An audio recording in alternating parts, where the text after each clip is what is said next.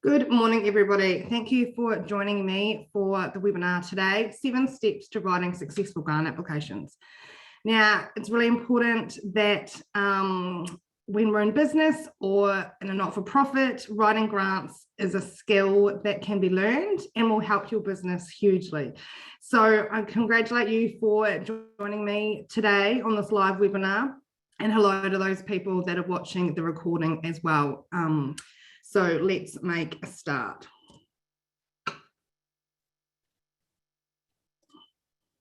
Start with some housekeeping. Please have yourself on mute.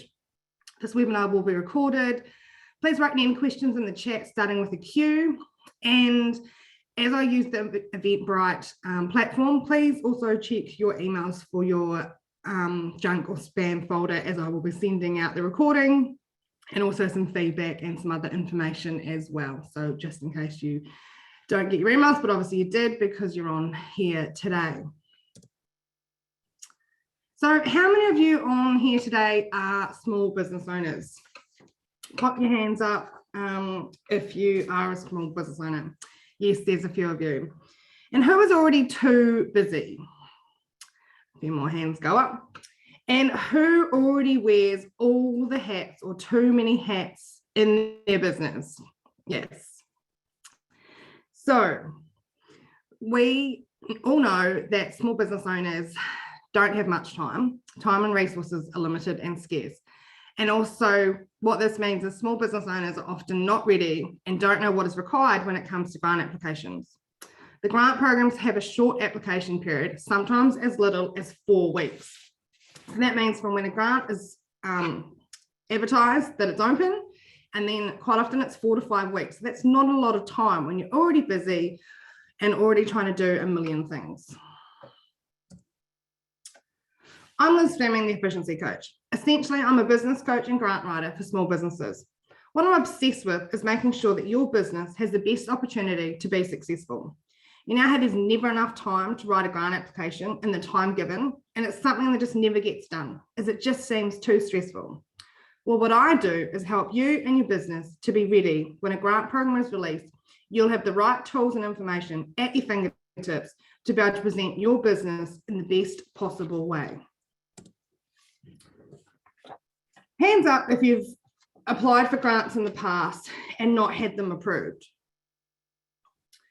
Nobody is talking about this. We all apply for grants and then we don't get the feedback and then we just forget about it.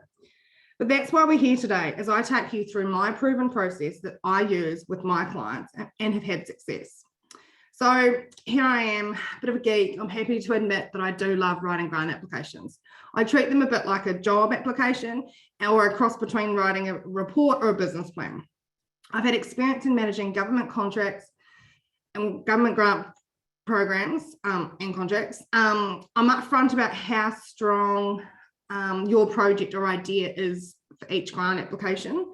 So that means that we'll have a chat beforehand if I don't think that your project meets the criteria or is going to meet the objectives of what the grant fund is trying to achieve, then, I won't necessarily go ahead with it.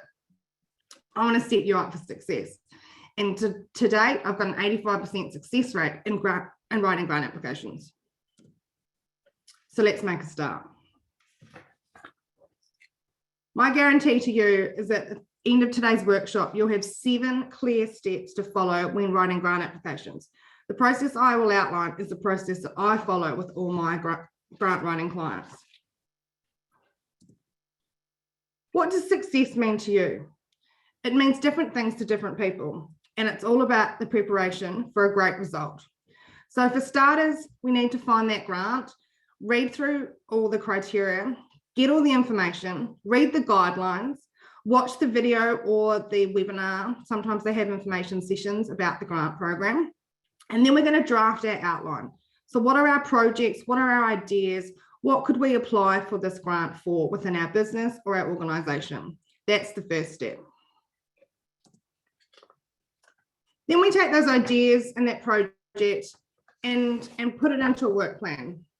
So with grant applications, there'll be questions to ask, there'll be information to gather, there'll be documents to attach. So I always use a numbered checklist of all the components required. and then bringing your team together. So who's going to be involved with you, and having that kickoff meeting. So treating the grant writing application process just like any other project that you would in your workplace, at home. It's no different.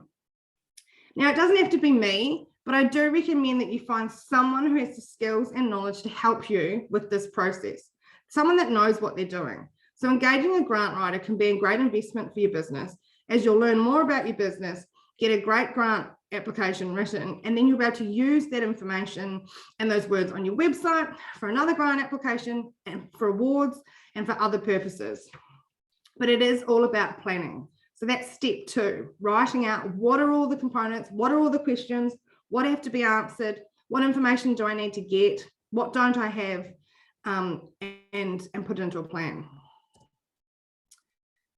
Next step is working out, okay, what's our project? What are we going to do? And how does that project actually work? Are we going to buy equipment? Are we going to build something? How long is it going to take? What's the guideline criteria? I had one yesterday that the project has to be completed within 5 months of approval. So again, we have to align our project with the criteria that's outlined by the grant program. How is this project going to happen? Who's going to do what needs to be done, which we've identified in the previous step, and then what costs are involved. Obviously, when we're applying for grants, we're asking for money most of the time. So we need to make sure we know how much our project is going to cost and what our budget components are. So this is a quite detailed step, but it needs to be, because it sets you up for the rest of the process. It keeps everyone on track throughout the entire process, because as I said before, grant applications are normally open for sometimes only 4 to 5 weeks, which is not long. So we need to be setting some really tight lines and making sure everyone involved is aware of those deadlines, so that we're not scrambling at the end. This is not something that can be rushed, and not something we can do 2 days before.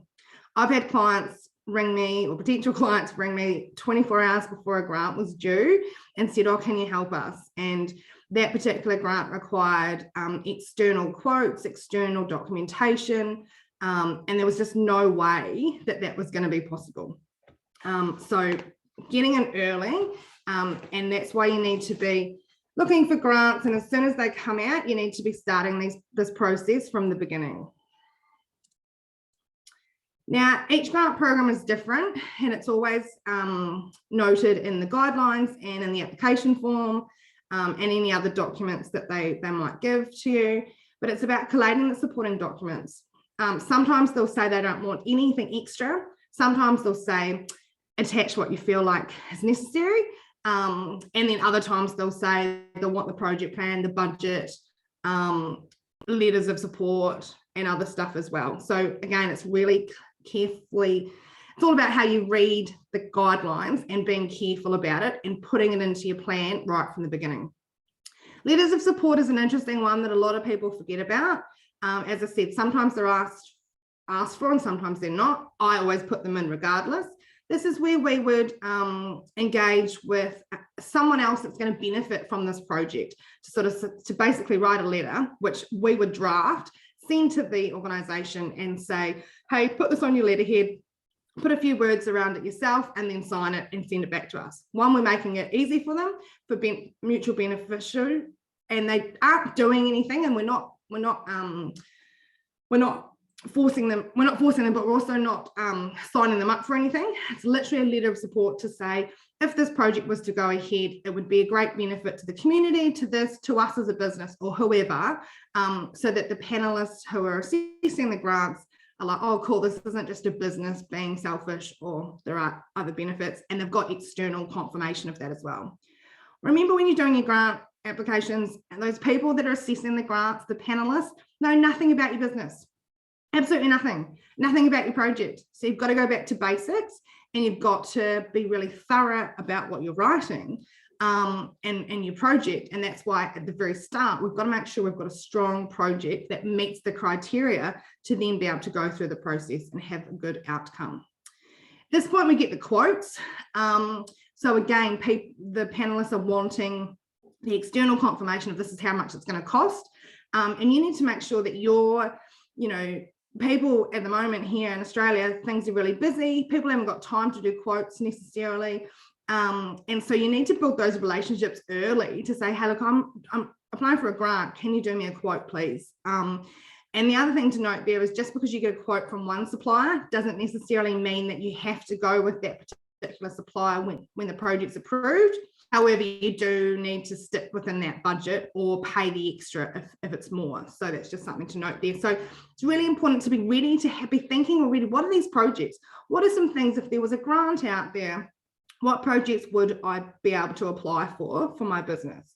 Financial reports. So I'm a chartered accountant, which comes in handy when some of the grant applications require financial reports, whether it be cash flow, balance sheet, profit and loss for the last 3 years, forward projections, and they have to be signed off by a chartered accountant. So I can do that for you, especially if you've got zero.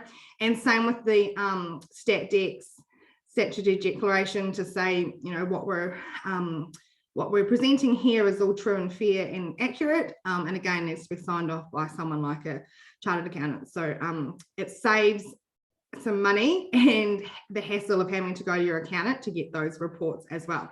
It's a one-stop shop with Liz. And at this point here, also, it's getting shit done. It's the collating of those supporting documents and all your information for your grant so that we can be ready to go. Now, step 5. You know, we've only got 7 steps. We've had 4 steps previously, and it's not till we get to step 5 that we actually start writing a draft application. Obviously, in the previous steps, we definitely want to be, you know, brainstorming. We've put it all into a template. We've got all the questions and things like that. But then what I do is once we've got it all, we've got the quotes, I quite often work from the budget because that's the componentry of what is involved in the project, and that all needs to be explained in the words. And then the tricky thing is a lot of the grant applications only have they have word limits. So some questions might only require or might only be allowed 250 words or 2,000 characters. So it's actually the skill to be able to get all your ideas concisely presented to meet those word limits. The thing is, when you copy and paste it into the application, it'll cut it off if there's too many words. So when we're doing the writing the draft application, write it into a Word document. Do not write directly into the application in case you lose it or it doesn't save or forget the password. Put it into a Word document, emulate the application, and then it just becomes a copy and paste later on. So again, going back to the key criteria to address, looking at what the weightings are for the questions. So there'll be a series of questions about your project. What is it? Who's involved? What are the benefits? Why is it good? And then looking at, well, you know, how are they going to mark that? It's like an exam. You know, some of the questions might be worth 40% and some will be worth 20%. And then that's where you're going to put your effort in, but also you've got your word limits as well that you need to be careful of as well. So it's a bit of a balancing act. And this is where it's really important to have someone else that knows what they're doing, because when we're entrenched in our business, we think that everybody knows what we know. And with grant applications, you have to go back to basics and assume they know nothing. So I've seen grant applications where they've forgotten to even say what the project is or to say what they're even buying, because they've just so intrinsically been like, yeah, that's what we're doing.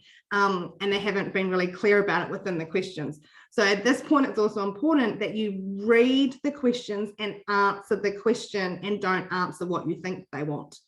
It is about going back to basics.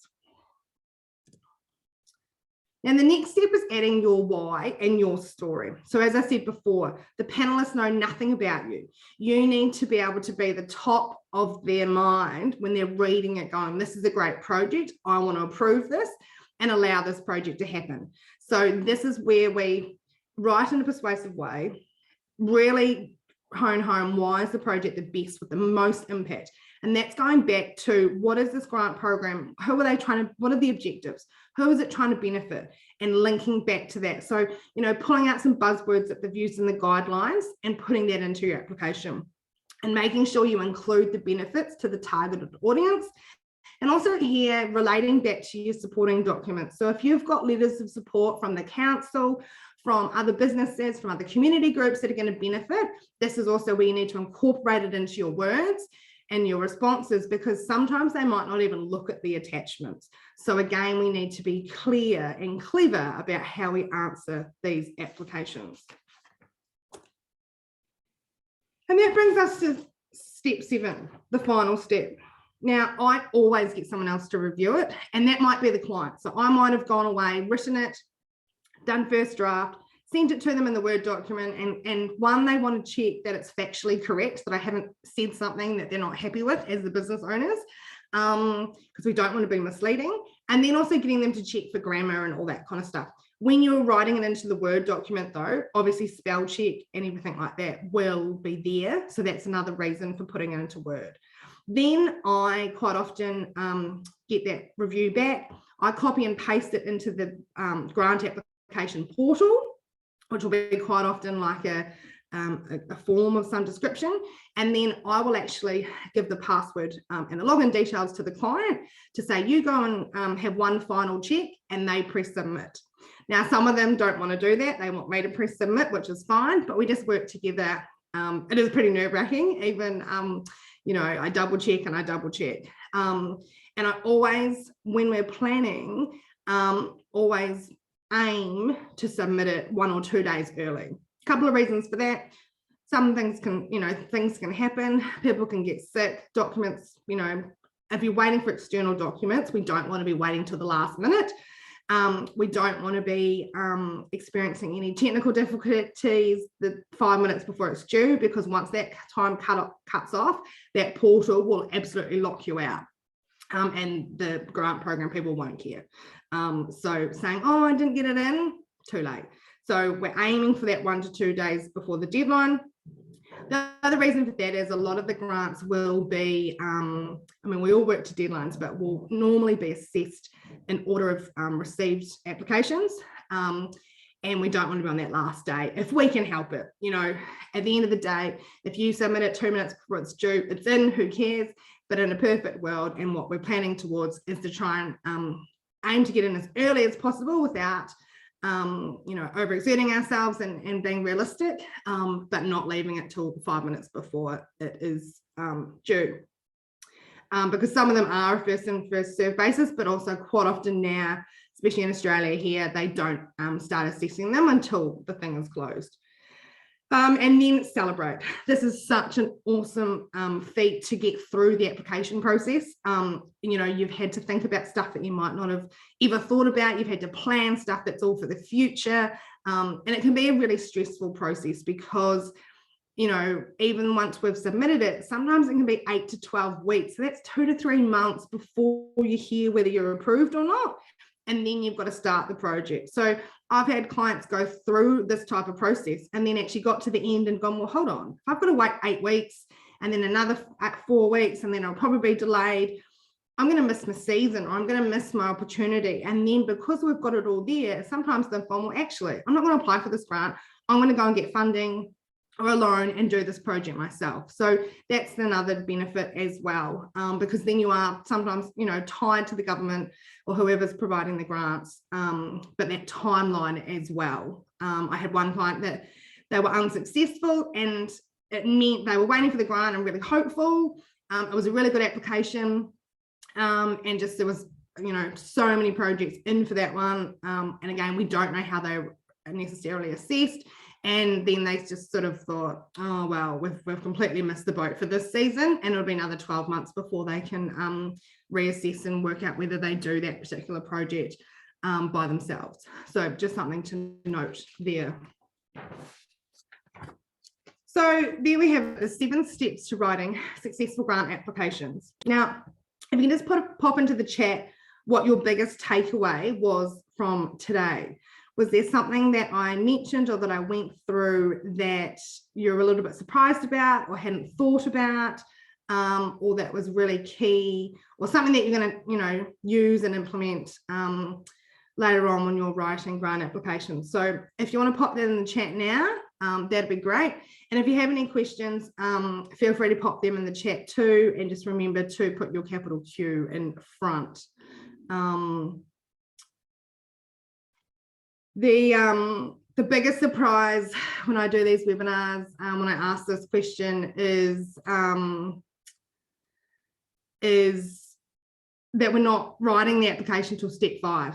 people are saying, oh, I just, started and then I sort of get halfway through and then I'm all a bit confused and I don't know where I am. So that's a good one. And Fiona said letters of support, didn't think of this. Yes, so some grant programs specifically ask for them and some don't. And now I've got a template, we draft the letter completely for your project. And so then it gets sent off. So it's pretty easy for us.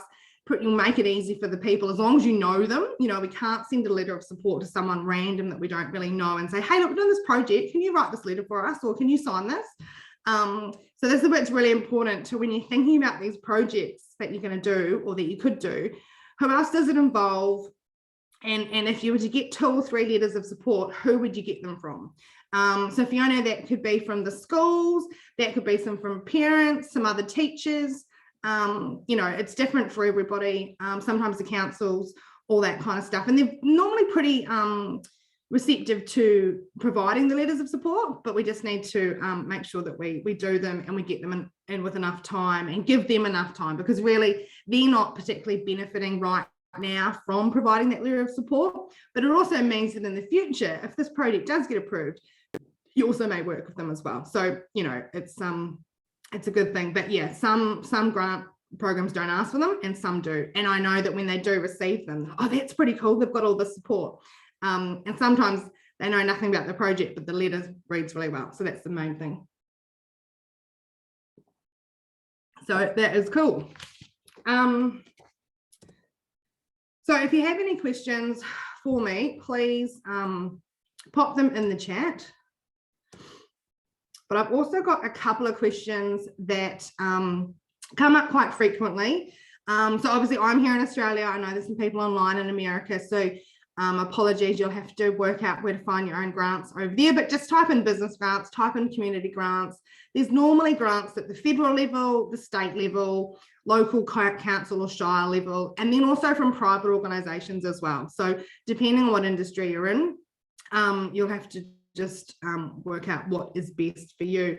But if you're in Australia, these are 5 directories that I use. I've got a subscription to the Grants Hub. So that's, I think you pay like $20 a month to basically have a directory, be able to put your criteria in saying I'm a business, I'm in this industry, I'm in this state, what's available, and then they all come up. So you do have to sort of sort through them, but at least it's all there in one place. Business Victoria, if you're in the state of Victoria, New South Wales have one as well. Business Australia is the federal one for the entire country.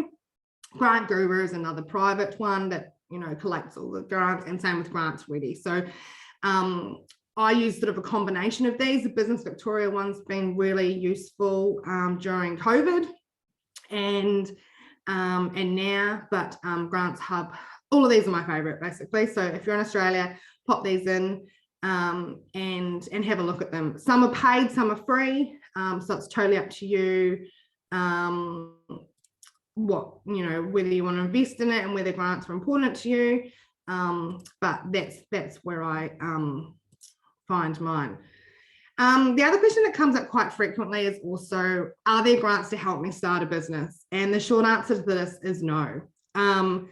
Remember, the governments normally that are giving out these grants, they still need to have a return on their money. So they're not wanting to take too much risk, and starting a business is pretty risky. We all know that.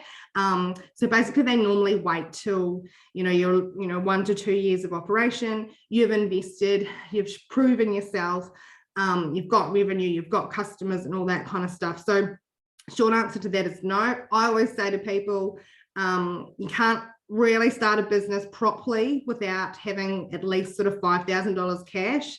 That'll allow you to set it up properly, engage with some business mentors to get your product and service sort of worked out, to do some testing, to have your minimal viable product, to work out who your target audience is, and all that kind of stuff. I have way too many people come to me saying, oh, I want to start a business. I'm like, right, how much have you got to invest in? They say, oh no, I want to do it for free. Doesn't work like that. So but I think it's also good, even if you are right at the startup thing, sometimes there are, and again, it depends on what industry you're in.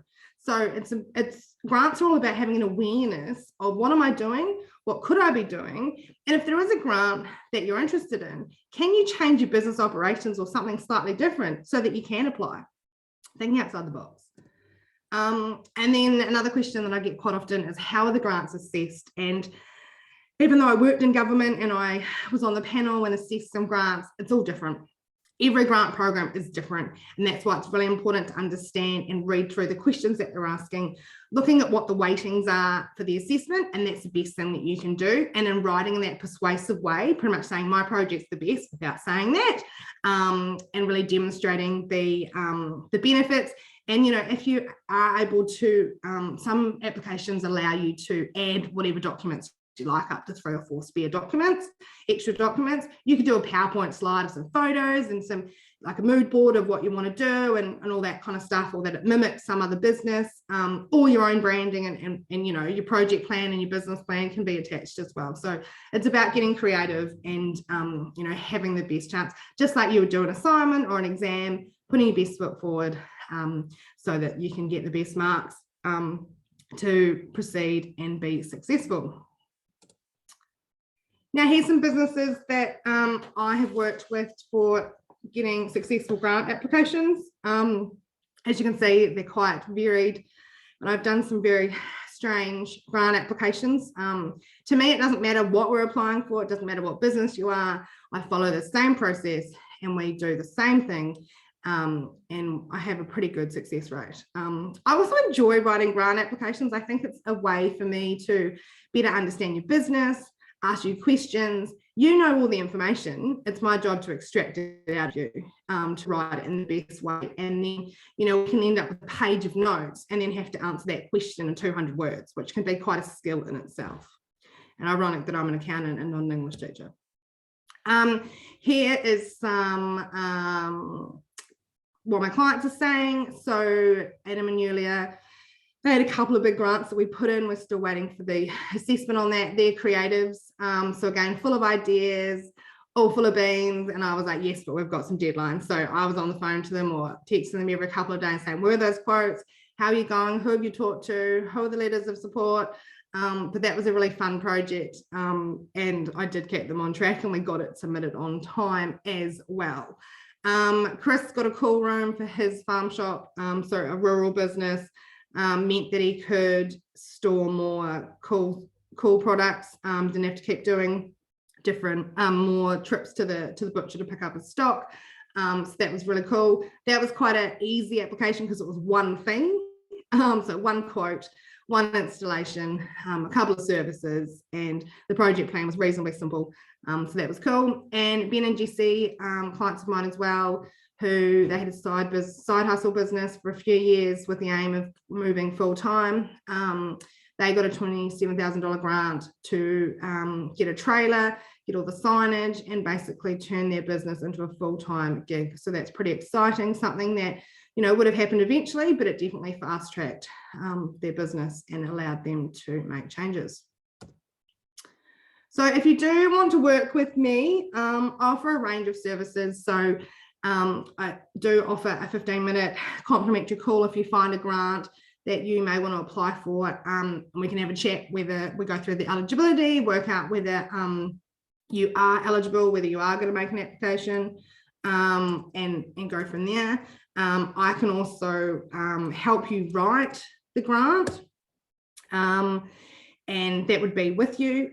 And I also offer a service for you to write the grant, and then we do the review together, which I quite enjoy that one because, again, you've got the expertise of your business, but then I'm still there to support you and keep you on track and help you to include what you need to include in that application. So I have got some time on my diary over the next couple of weeks, but yeah, click on that link. These links will also be sent out to you in an email with the recording later on today. So if you don't do it right now, that's fine. You'll get it later. Now, I've also created an exclusive Facebook group called the Efficient Business Community. Now, this is for like-minded business owners just to keep in touch, and also so that I can share efficiency tips and tricks with you in this group, and we can all learn from each other. So if you want to join that, there's a couple of questions to ask answer in Facebook. But again, click on that link. And again, we will send that link out to you on email if you don't get it right now. But I'd love to see you in that group. If you do join, do pop in and say hello, introduce yourself to the others. And yeah, we can go from there. I'm excited to be growing that group. Now we'll come to the end of it, and thank you for joining me today. And I just want to leave you with this quote of luck is what happens when preparation meets opportunity. And that's definitely the case when it comes to grant writing. We need to make sure that we are ready. We know what projects we've got, because we never know when grants are going to come out. Just because they came out last year doesn't necessarily mean they're going to come out at the same time or in the same format, or even at all. So one, we can't rely on grants. They're definitely a bonus, but when they do come out, we want to be ready and we want to take advantage of that free money. So thank you for joining me today, and I will see you later.